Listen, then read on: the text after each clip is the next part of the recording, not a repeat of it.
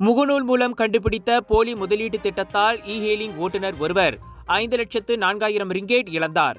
பணத்தை பறிகொடுத்த 44 வயது பெண் தனது லாபத்தை திரும்ப பெற முயன்றபோது அவரது முதலீட்டு கணக்கு முடக்கப்பட்டதால் திங்களன்று புகார் செய்ததாக ஸ்ரீஆலா மாவட்ட போலீஸ் தலைவர் முகமது சொய்மி இஷாக் தெரிவித்தார்.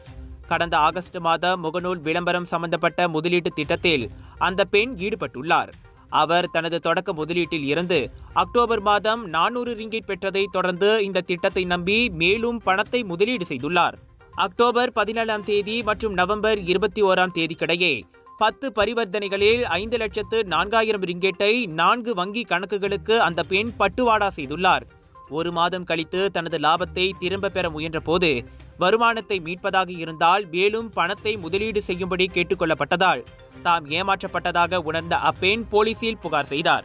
மோசடி குற்றத்திற்காக குற்றவியல் சட்டம் 420வது பிரிவின் கீழ் விசாரணை நடத்தப்பட்டு வருவதாக முகமது சொய்மி கூறினார்.